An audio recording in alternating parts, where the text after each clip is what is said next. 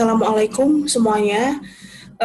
Insya Allah pada kesempatan video kali ini kita akan membahas tentang ini ya teman-teman, materi selanjutnya di Perpan dan merupakan materi yang pertama di Perpan, yaitu konduksi satu arah yang mana konduksinya ini nanti insya Allah steady state.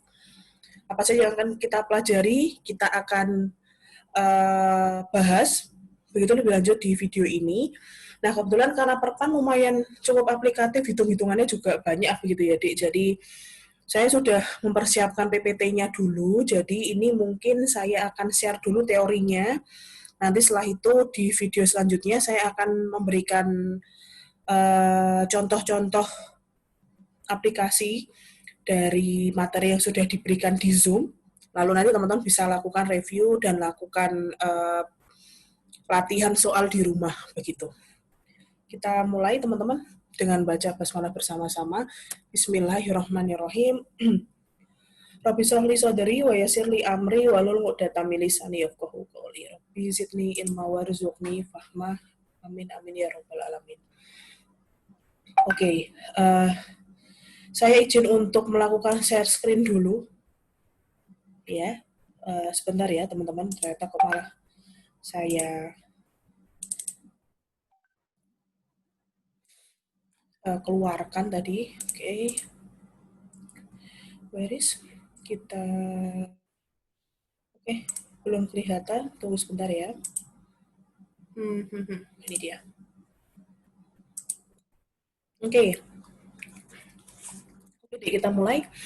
Untuk materi pertama di Perpan adalah konduksi, dan konduksinya adalah konduksi spesifik untuk steady state satu arah pada permukaan datar, silinder, dan bola.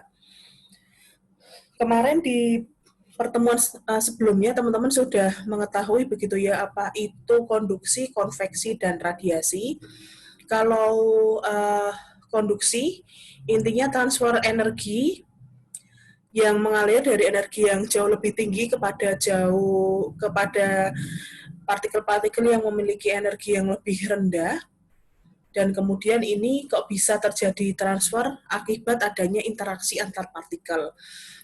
Konduksi ini hampir sebagian nanti akan terjadi pada padatan, cairan, dan gas. Kalau pada fluida, dalam hal ini adalah pada gas dan cairan, biasanya konduksi terjadi karena adanya tumbukan antar partikel dan difusi molekuler. Sedangkan kalau karena padatan, di dalam padatan konduksi ini disebabkan adanya vibrasi molekul dan perpindahan energi karena elektron bebas. Jadi konduksi di sini harus ada medianya, begitu teman-teman, harus ada medianya, baik itu padatan, cairan, atau gas. Nah, untuk menghitung berapa besar konduksi yang ada, begitu nanti kita akan menggunakan hukum Fourier untuk rumus umumnya, yaitu dq per dt, dalam hal ini adalah Q titik atau laju perpindahan energi atau laju perpindahan panas, ini sama dengan min Ka dt per dx.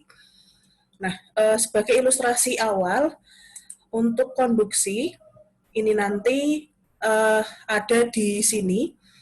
Jadi konduksi bisa terlewati karena ada media padat begitu ya. Media padat kalau kasusnya di buku hampir sebagian nanti medianya ada padatannya, tetapi tidak menutup kemungkinan kalau semisal ada cairan dan gas itu bisa terjadi proses konduksi seperti itu teman-teman. Oke. Sebelum ini kita ada slide sebelumnya yang saya terlewati gitu ya. Kalau dari sisi kita berbicara terkait dengan konduksi, itu nanti akan kita bagi berdasarkan dua hal, yaitu berdasarkan sifatnya dan berdasarkan arahnya. Kalau sifatnya sama kayak metode proses kimia, yaitu ada steady dan unsteady. Sedangkan kalau dari sisi arahnya itu ada dua, yaitu satu arah atau multidimensi. Karena memang nanti ada tiga benda, jadi ada tiga tinjauan benda, referensi benda yang akan kita jadikan sebagai tinjauan arah, yaitu nanti ada bidang datar, silinder, dan bola. Nah, tiga dari bidang ini pun akan memiliki 3 arah dimensi yang berbeda-beda, nanti kita akan bahas setelah ini begitu ya. Nah, Q titik sama dengan min KA dt per dx. Nah, kenapa kok tahu-tahu ada minnya? Ada min atau plus itu nanti sebenarnya tergantung dari arahnya, teman-teman, dari arahnya ya. Kita lihat contoh sederhananya adalah kentang panggang nih, Dik. Kentang panggang otomatis di dalam sistem suhunya tinggi begitu ya. Suhunya tinggi, kemudian semisal di sini dikasih tahu suhunya 80. Terus suhu di luarnya adalah 50, maka otomatis perpindahan panas akan terjadi dari dalam ke luar, dari sistem ke lingkungan, begitu teman-teman. Nah, ini pun dari sisi ini, maka elemen volume dari kulit kentang ini akan kita bisa gambarkan seperti ini. Jadi ada 2 gambar yang bisa nanti menjelaskan kok bisa Ki ini bisa negatif atau Ki ini nanti bisa positif begitu. Karena positif negatif itu nanti hanya dari arah kemana Ki itu nanti mengalir seperti itu teman-teman. Jadi ini kita ibaratkan begitu ya. Titik nol di sini adalah sistem. Jadi di sini adalah di dalam sistem, kemudian di sini lingkungannya begitu. Ini inkremen yang pertama ini akan mendeskripsikan fenomena kentang panggang yang di sini. Jadi di dalam kita punya suhu yang lebih tinggi, kemudian di luarnya jauh lebih rendah, maka otomatis Ki akan mengalir ke yang lebih rendah.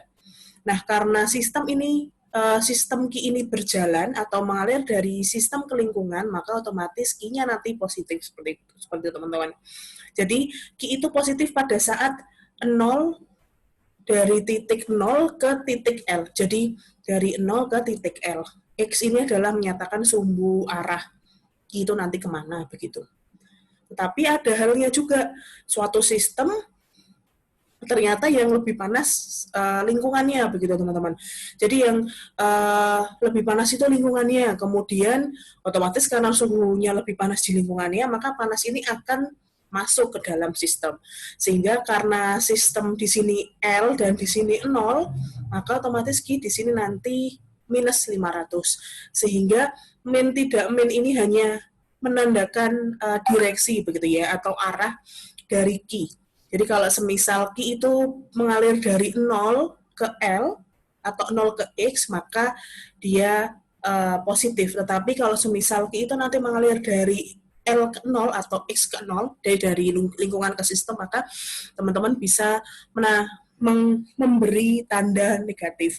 Nah, untuk konduksi, rumus umumnya memang Q titik sama dengan min K A dt per dx, karena biasanya panas itu kita masukkan ke dalam sistem, jadi memang arahnya dari L dulu menuju ke 0 begitu teman-teman. Tetapi nanti kalau kasusnya panas ini dari dalam kemudian keluar, maka otomatis nanti teman-teman pakainya yang positif aja begitu ya. Oke, nah berbicara dari penampang terkait dengan bahan yang nanti akan kita berkaitan dengan konduksi, insya Allah nanti ada 3 bahan yang ada, yaitu bidang datar, bidang datar, silinder, dan bola. Jadi bidang datar, silinder, dan bola memiliki beberapa perbedaan. Yang pertama arahnya. Kalau bidang koordinat, jadi koordinatnya nanti akan berbeda-beda di setiap bidangnya. Jadi kalau balok, kemudian kubus, begitu nanti kita pakai koordinat persegi yang mana arahnya adalah X, Y, dan Z. Sedangkan kalau silinder, kita nanti akan menggunakan 2 arah, yaitu R, theta, dan Z ya. R, theta, dan Z. Sedangkan kalau koordinat itu adalah spherical atau bola, maka koordinatnya adalah R, theta, dan P. Begitu teman-teman. Saya kebalik nggak ya? Ya, salah. Jadi R, P, jadi ini P ya, P dan Z, di sini R, P, dan theta. Jadi theta yang ini rumusnya. Oke, simbolnya seperti itu. Oke. Sebentar, ada azan, saya pause dulu ya. Oke, kita lanjutkan ya. Itu tadi berdasarkan direksi dan jenis penampang dari benda padatan yang mungkin terjadi di konduksi. Lalu kemudian kita akan sedikit memperkenalkan, saya akan memperkenalkan tentang apa bedanya steady dan unsteady. Nah, kalau di perpan nanti istilah unsteady bisa juga transient ya, teman-teman. Nah, intinya kalau steady, sama halnya steady state pada industri, pada proses kimia, intinya dia tidak akan berubah besarnya, begitu teman-teman, berubah besarnya Ki sepanjang saat. Jadi, berapapun waktunya Ki itu akan dialirkan atau mengalir di dalam bahan, itu nanti sama. Tapi kalau transient biasanya tergantung waktunya, begitu Dek. Jadi kalau semisal kayak contohnya AC begitu ya. AC kan dari freon, dari dalam sistem AC yang uh, dingin begitu keluar, maka kan suhu AC yang akan kita ambil itu kan panas dari udara yang didinginkan oleh AC itu kan diserap begitu ya, diserap dari lingkungan ke sistem AC.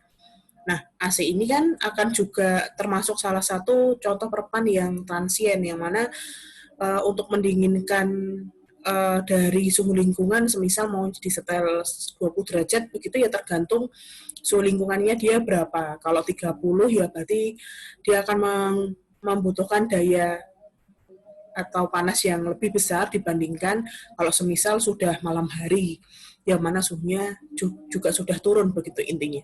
Jadi transient sama steady lebih kepada besaran Ki yang dialirkan pada benda tersebut, yang biasanya Ki ini bisa berubah karena adanya waktu yang yang terjadi begitu. Oke. Lalu kemudian ini saya akan menjelaskan uh, penurunan persamaan dulu untuk koordinat kartesian atau koordinat bidang datar tadi. Seperti yang sudah teman-teman ketahui bahwa arah untuk bidang datar adalah X, Y, dan Z. Jadi, dan kemudian setiap benda yang 3 dimensi ini akan memiliki beberapa dimensi. Maksud saya memiliki beberapa ukuran panjang, lebar, tinggi gitu maksudnya. Jadi dalam hal ini kita memiliki beberapa jarak begitu ya. Ada delta X, delta Y, dan delta Z untuk jaraknya. Nah, kalau semisal kita ke X, jadi X itu ke kiri ke kanan, begitu teman-teman, ke kiri ke kanan. Kalau Y itu dari depan ke belakang, kalau Z dari atas ke bawah. Seperti itu. Nah, untuk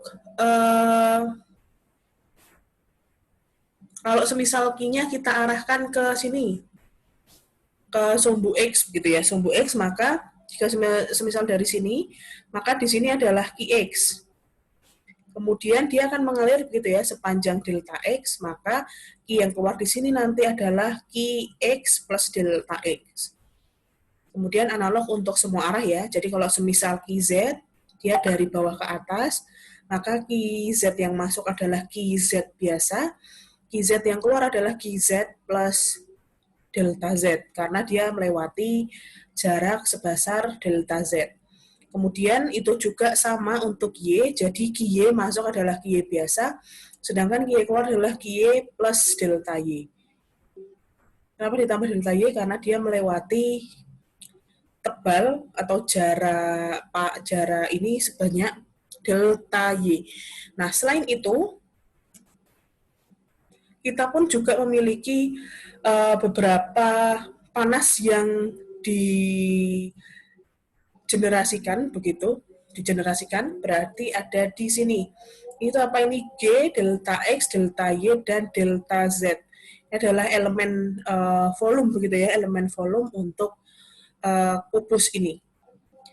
Nah, teman-teman, kenapa kita penting untuk mengetahui jarak antar jarak awal, kemudian dari Q awal, Q akhir itu apa, jaraknya yang mana, nanti A-nya yang mana, itu karena untuk membuat perpan, teman-teman harus bisa membuat model neraca panasnya. Jadi, highlight-nya adalah teman-teman harus tahu gimana tuh persamaan neraca panas di alat tersebut, begitu ya, di benda atau di sistem tersebut. Nah, neraca panas, karena kita bermain ini nanti steady state, itulah kenapa nanti kita akan membahas steady dan unsteady, begitu deh. Nanti itu akan berkaitan dengan neraca panasnya, begitu ya. Oke. Sehingga neraca panas untuk elemen volume, jadi neraca panas benda kubus ini, maka kan berarti otomatis NP ini akan kita tinjau berdasarkan volumenya, begitu. Berdasarkan volumenya, yang mana volume dari kubus ini adalah dx, dy, dz ya, dx kali dy kali dz.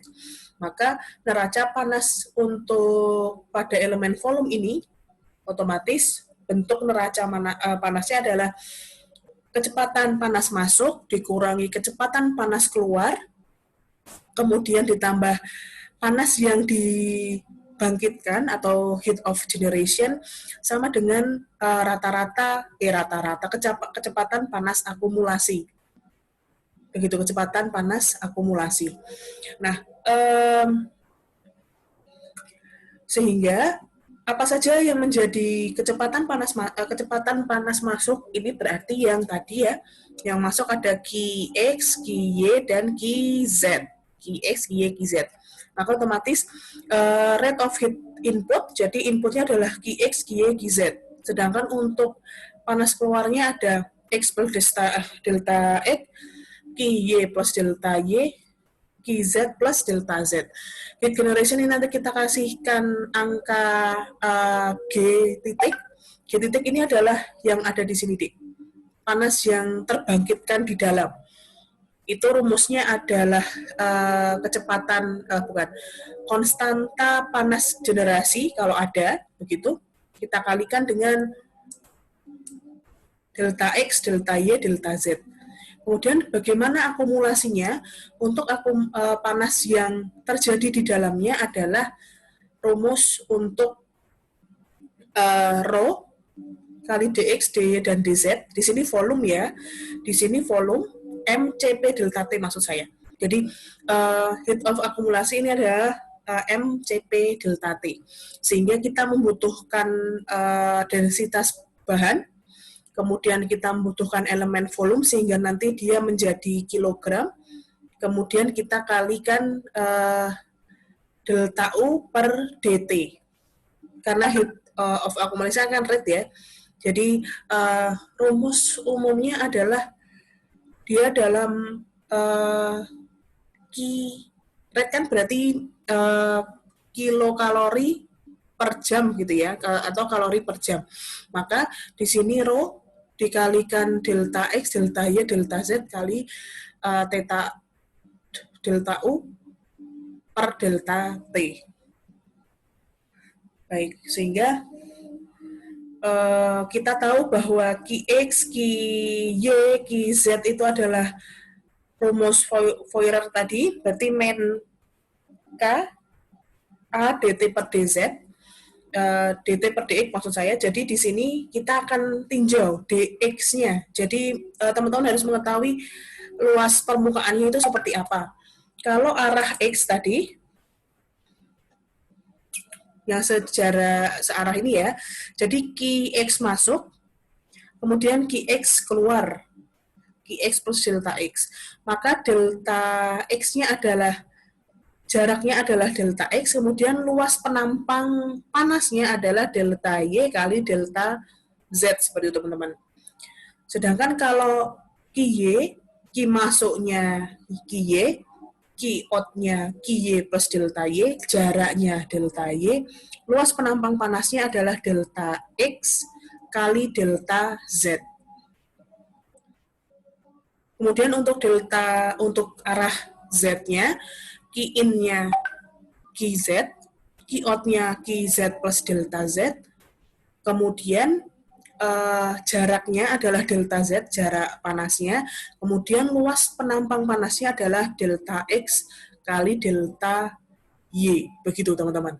Jadi kalau misal kita breakdown adalah seperti itu, jadi min KA, min K kali A dt per dz. dt per dx. Dx ini adalah maksud saya jarak. Dx itu adalah jarak ya. Jadi kalau kita berbicara x ya maka dia otomatis do x. Jaraknya terhadap y maka dia nanti jaraknya adalah delta y tadi atau do y karena nanti dia parsial gitu ya. Kemudian kalau jaraknya z adalah do z.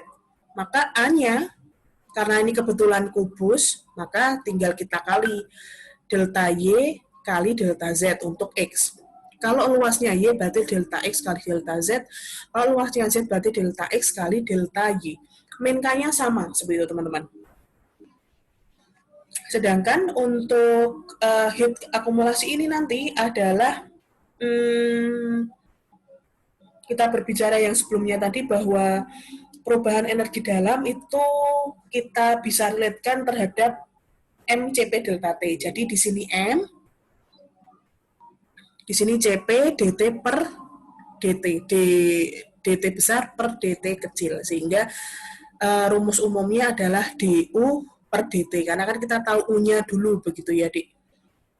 Begitu ya. Sehingga G di sini karena heat of generation di sini nanti kita pakai satuan panas kapasitas panas per elemen volume yang dibangkitkan. Di sini nanti dalam kilokalori, kilojoule atau BTU per meter per meter kubik. Jadi G di sini nanti satuannya adalah satuan panas per volume, maka teman-teman harus kali dengan volumenya. Kemudian kalau panas yang di panas akumulasi ini adalah ceritanya perubahan energi dalam, sehingga kita pakai M CP delta T. Nah, karena kita tahu biasanya kalau kubus gitu kan, dan bendanya kita tahu densitasnya, maka rumus densitas untuk tahu M, maka kita tinggal kalikan antara rho densitas dengan volumenya, kemudian CP delta T, M CP delta T kita bisa hubungkan dengan besarnya energi dalam dibagi T, karena pada dasarnya delta U per dt ini adalah CP kali dt per dt kecil. Begitu. Ini rumus umumnya begitu ya teman-teman. Dan kemudian kemudian bisa kita selesaikan, kita bisa sederhanakan begitu, sehingga K di sini menjadi do kuadrat T per dx kuadrat ditambah do kuadrat T per do y kuadrat ditambah do kuadrat T per dz kuadrat plus G sama dengan rho kali CP kali dt per dt kecil.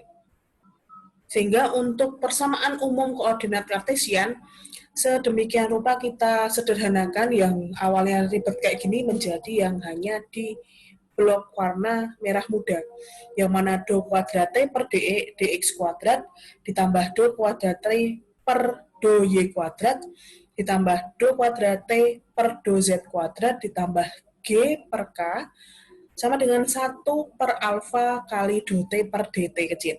Nah ini kok bisa nurun kayak gitu, nanti saya akan dijelaskan lebih lanjut ya di pentab, di penjelasan contoh soal nanti. Alfa ini pada dasarnya hanya mengimplikasikan begitu, karena kan kita ada K, kemudian ada CP, ada rho begitu ya, maka alfa di sini adalah K per CP kali rho begitu. Nah, alfa itu adalah besar thermal diffusivitas. Jadi kalau kita mengetahui berapa besar thermal diffusivitasnya, maka kita tinggal bandingkan 1 per alfa. Tetapi kalau nanti teman-teman ketahui datanya dalam densitas, dalam CP, maka teman-teman gunakan CP ini saja. Gitu ya. G ini adalah panas yang dibangkitkan, T ini adalah suhu, Z ini adalah jarak berdasarkan arah sumbu X, arah sumbu Y, arah sumbu Z. K di sini adalah konduktivitas thermal dari masing-masing bahan. Jadi K di sini nanti dia spesifik bahan tertentu. Seperti itu untuk rumus umum dari bidang datar. Nah, rumus umum ini, persamaan umum Fourier-Biot ini, atau yang nanti akan mendeskripsikan lebih lanjut tentang konduksi Kartesian, ini nanti kita bisa sederhanakan menjadi beberapa hal. Kalau steady state, karena tadi tidak ada, ini kan kalau steady state kan berarti tidak ada panas, Qin sama dengan Qo, tidak ada panas yang terakumulasi begitu ya, Dek. Kalau di steady state kan karena Qin sama dengan Q2, Qin sama dengan Qo, maka kan nggak ada yang terakumulasi. Maka otomatis besarnya 1 per alfa dot T per dt ini tuh 0, begitu. Dia 0, sehingga dia jadi 0. Lalu kalau transient, yang tadi unsteady state, kalau unsteady state, arti dari unsteady state itu tidak ada panas yang digenerasikan. Jadi tidak ada panas yang digenerasikan, maka kalau transient maka ada panas akumulasi karena Qin sama dengan tidak sama dengan Qot ya, maka otomatis 1 per alfanya masih ada, tetapi tidak ada panas yang digenerasikan, maka G per K-nya 0, tidak ada, sehingga kita coret. Lalu kemudian steady state yang tidak ada panas generasi, jadi dia sudah steady state, Qin sama Qot-nya sama, berarti nggak ada panas generasinya, tapi tidak ada panas akumulasinya pun juga ditambah dengan tidak ada panas yang tergenerasi, sehingga dia hanya peninjauan delta suhu per jaraknya saja. Ya, seperti itu. Tetapi nanti berarti ada kemungkinan yang keempat ya, yaitu transient biasa. Kalau transient biasa, maka semuanya ada. Jadi di sini kondisi persamaan ini menyatakan transient saja, begitu teman-teman. Jadi transient ada panas yang dibangkitkan, kemudian ada panas akumulasi, ada panas NP dari Qin sama Qot-nya. Seperti itu. Untuk persamaan perpindahan panas konduksi untuk untuk bidang Kartesian. Nah, kalau silinder hampir mirip sebenarnya teman-teman. Jadi yang awalnya tadi delta X, delta Y, dan delta Z kita rubah jadi R, Z, dan theta, begitu ya. R, Z, dan theta. Nah, RZ dan theta, maka Qin-nya default untuk yang tadi persamaannya, Qin masuk adalah QR plus QZ plus Q theta, sedangkan Q keluarnya adalah QR plus delta R, QZ plus delta Z, dan Q theta plus delta theta. Seperti itu. Kemudian panas yang dibangkitkan jika ada, maka rumusnya adalah G kali delta R kali delta Z. Nah, untuk direksi P-nya kita harus kalikan dengan jari-jari, begitu teman-teman. Bedanya di situ. R kali delta P, terus dikali delta R, dikali delta Z. Jadi hubungan antara delta P, karena delta P kan sudut begitu ya, maka kita harus kalikan dulu dengan R-nya yang ada begitu. Lalu untuk panas akumulasi, kalau panas akumulasinya hampir mirip, berarti MCP delta P sama seperti itu. Maka untuk elemen volume, untuk silinder, berarti kan kita kalikan rho kali volumenya, berarti delta R kali delta Z dikalikan R kali delta P, kemudian do U per do T kecil. Oke, sama. Jadi QR di sini adalah min K. Nah, agak sedikit berbeda teman-teman. Kalau balok tadi kan kita langsung sisanya apa gitu ya. Jadi kalau kita ingin tahu A pada sumbu X, maka otomatis teman-teman tinggal kalikan delta Y kali delta Z. Teman-teman ingin tahu A pada sumbu Y, maka otomatis delta X kali delta Z. Kemudian A untuk sumbu Z, berarti apa? Delta X kali delta Y, begitu ya. Nah, kalau R dan Z dan theta di silinder ini untuk menghitung luas permukaan, kita tinggal kalikan semuanya. Jadi ada yang kita kalikan R, ada yang kita tidak kalikan R, begitu ya. Untuk R di sini delta R, karena letaknya gini deh, kalau kita gambar letaknya adalah seperti ini. Jadi theta nih silinder begitu. Untuk elemen volume arah silinder itu kan kita lihat dulu dari yang R dulu ya, R plus delta R. Jadi kalau bayangkan sendiri ya teman-teman ya, jadi kalau R kan berdasarkan arah diameter arah jari-jarinya R, di sini nanti delta R, jadi di sini nanti R plus delta R. Kemudian kalau delta Z itu searah dengan tingginya, tinggi dari silindernya. Jadi Z, di sini adalah delta Z, di sini nanti, maaf, di sini berarti Z, berarti Q-nya ke atas ya. Z, terus delta Z, ini Q plus delta Z, begitu. Dan kalau theta itu selimutnya, begitu deh. Jadi diameter tinggi, terus selimutnya. Selimutnya itu adalah theta-nya. Jadi theta, d theta, terus ini theta, d theta, theta plus d theta, begitu. Kalau untuk silinder. Nah, luas permukaan silinder kan PR kuadrat begitu ya. PR kali T gitu. Nah, untuk luas permukaan berdasarkan R, gitu arahnya ke sana, maka otomatis kan kita juga membutuhkan R kalikan theta-nya, kalikan delta R kali delta Z. Jadi R kali delta theta kali delta Z untuk direksi luas permukaan R pada R, kemudian luas permukaan pada Z, itu kita juga kalikan R kali d theta kali delta R. Kemudian untuk theta-nya berarti hanya delta R kali delta Z saja. Jadi kalau kita kalau semisal di silinder lebih gampangnya arah yang membersamai theta itu nanti harus ada R-nya di situ, Dik. Karena memang theta hanya sudut ya, maka kita harus kalikan juga dengan diameter jari-jari dari silinder tersebut. Jadi kalau R kan berarti otomatis kan kita ngalikannya adalah theta sama Z. Jadi d theta kali delta Z kita tambahkan R, karena theta harus kita tambahkan R untuk, karena kan theta hanya sudut gitu, jadi sudut. Jadi kita panjangnya kan belum muncul begitu. Jadi kita kasihkan R juga.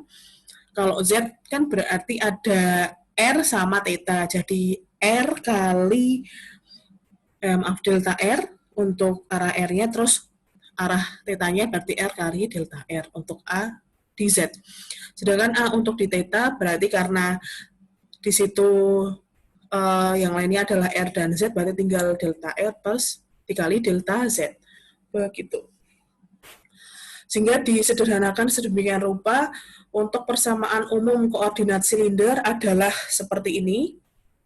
Jadi arah untuk R, 1 per R kali do R, kali R do T per DR. Ini soal nanti saya akan jelaskan deh di Pentep, jadi saya akan sampaikan dulu. Tambah do kuadrat T per DZ kuadrat ditambah 1 per R kuadrat kali do kuadrat T per D theta kuadrat tambah G per K sama dengan 1 per alfa do T per DT. Kalau untuk bola sama, kita nanti pakainya sinus ya, karena bola kan mundur aja gitu ya, Dek, sehingga untuk arahnya juga berbeda. Jadi seperti ini nanti akan saya turunkan di Pentep. Nah, kita masuk ini jadi hanya awalannya, jadi teori untuk menjadi bekal teman-teman untuk menurunkan persamaan setelah ini begitu. Untuk silinder, kemudian koordinat kartesian dan bola itu kan seperti ini gitu ya. Nah, sekarang kita masuk ke materi yang sebenarnya. Kalau semisal dia satu arah saja. Nah, kalau satu arah, akhirnya persamaan yang ribet itu tadi, yang panjang itu tadi kita akan coret begitu, Dik. Kalau dia satu arah. Nah, perpindahan konduksi satu arah pada permukaan datar, ini nanti ada 3 komposisi utamanya juga yang tadi ya, yang steady state tanpa panas yang dibangkitkan, transient tanpa panas yang dibangkitkan, dan steady state dengan panas yang dibangkitkan. Pada dasarnya kalau satu arah, maka direksi selain satu arah itu nanti 0 dicoret begitu. Jadi kita misalkan ini arahnya terhadap X ya, maka arah terhadap Y dan Z kita hapus semuanya. Begitu, sehingga akhirnya steady state tidak pakai heat. Jadi kan default awal untuk persamaan Fourier-Boyd tadi kan semuanya ini. Nah, karena kita steady state tidak ada heat generation, steady state ini jelas dihilangkan. Tidak ada panas generasi ini juga dihilangkan. Satu arah, 2 ini dihilangkan. Sehingga menjadi D. Nah, karena kebetulan persamaan diferensialnya hanya 1, maka jadi D kuadrat T per DX kuadrat sama dengan 0. Kemudian kalau transient, transient yang kita hilang, transient no heat generation, berarti kan GK-nya yang kita coret ya. Kemudian karena satu arah, Y dan Z-nya kita coret, sehingga transient no heat generation nanti rumusnya adalah karena ada 2 penurunannya jadi parsial do kuadrat T per dx kuadrat sama dengan 1 per alfa do T per do T. Lalu untuk steady state dengan heat generation kita coret steady state-nya tadi kita hilangkan semuanya, tetapi ininya hilang, satu arahnya hilang, 2 arahnya hilang, maka D kuadrat T per dx kuadrat plus G per K sama dengan 0. Jadi itu adalah persamaan, jadi simplifikasi persamaan konduksi satu arah pada permukaan datar. Nah, lalu untuk silinder akhirnya jadi seperti ini. Untuk ini kita ke arah R gitu ya, kalau ke arah Z sama theta nanti teman-teman bisa coret sendiri begitu. Ini adalah ke arah R. Biasanya kalau satu arah teman-teman ke arahnya kalau kartesian tadi X, kalau silinder itu R, kalau kemudian bola pun juga R. Tetapi nanti yang agak berbeda adalah dari persamaannya saja. Kalau silinder seperti ini, jadi kalau steady state tidak ada heat generation, berarti D per dR kali R kali dt per dr sama dengan 0. Sedangkan kalau transient tidak ada panas generation, berarti 1 per R kali do per do R kali R kali do T per do R sama dengan 1 per alfa do T per dt. Sedangkan untuk steady state dengan panas generation berarti 1 per R kali D per dr kali R kali dt per dr plus G per K sama dengan 0. Hampir mirip ya deh untuk bola, cuma kalau transient dia agak ada kuadratnya kalau di bola. Jadi yang silinder tadi kan D per dr kali R dt per dr sama dengan 0, kalau bola kita kasih kuadrat. Jadi D per dr, R kuadrat, dt per dr sama dengan 0. Sedangkan untuk transient no heat generation, yang awalnya 1 per R aja, R-nya jadi kuadrat. 1 per R kuadrat kali do per do R kali dalam kurung R kuadrat kali do T per do R sama dengan 1 per alfa kali do T per do T. Untuk steady state with heat generation, maka dia akan jadi 1 per R kuadrat kali D per dr kali R kuadrat kali dt per dr plus G per K sama dengan 0. Gitu. Untuk bola. Lebih lanjutnya nanti akan saya share, benar memang harus buat ini. Nah, untuk menyelesaikan kasus persamaan konduksinya, maka teman-teman membutuhkan beberapa pembatas, kondisi pembatas atau boundary condition-nya. Maka kita pertama sudah tahu gitu ya model persamaannya seperti apa, lalu kita tinggal selesaikan penyelesaiannya. Jadi do kuadrat T per dx kuadrat terhadap kita integralkan kan berarti dt jadi T sama dengan C1x plus C2. Nah, C1 C2 ini nanti kita bisa selesaikan kalau semisal teman-teman memiliki kondisi batas. Jadi semisal x-nya 0, T-nya T1, kondisi selanjutnya x sama dengan L, T sama dengan T2, semisal seperti itu. Maka karena persamaan distribusi suhunya, maka persamaan ini dia akan berubah menjadi T min T1 per T2 min T1 sama dengan X per L. Sehingga untuk laju perpindahan panasnya dapat dihitung dengan tadi Q sama dengan Qx ya, Qx sama dengan min K kali A dt per dx. Karena distribusi suhu dengan persamaan distribusi suhu yang tadi, dt per dx sama dengan T2 min T per L, maka otomatis Qx ini sama dengan min Ka T2 min T1 per L. Ini adalah persamaan umum untuk steady state pada bidang datar. Untuk pada bidang bola, Q-nya nanti teman-teman bisa hitung sama dengan 2 pi KL T1 min T2 per ln R2 per R1. Sedangkan kalau bola yang awalnya 2 pi K, di sini jadi 4 pi K R1 kali L2. Kalau silinder tadi langsung 2 pi K kali L, kalau di bola 4 pi R1 kali R2, T1 min T2 per R2 kali R1. Ini gimana bisa menurunkan, nanti insya Allah saya akan sampaikan, teman-teman. Nah, ini nanti kemudian akan kita bisa implementasikan untuk contoh soal. Sampai sini dulu untuk penjelasannya. Nanti teman-teman tinggal simak video saya untuk penurunan persamaan tadi. Kemudian video saya selanjutnya untuk pembahasan contoh soal di 3 bahan ini ya. Terima kasih. Semoga bisa memberikan bayangan dulu awal, nanti bisa lebih paham lagi pada saat video selanjutnya. Kita ketemu di video selanjutnya ya. Terima kasih. Wassalamualaikum warahmatullahi wabarakatuh.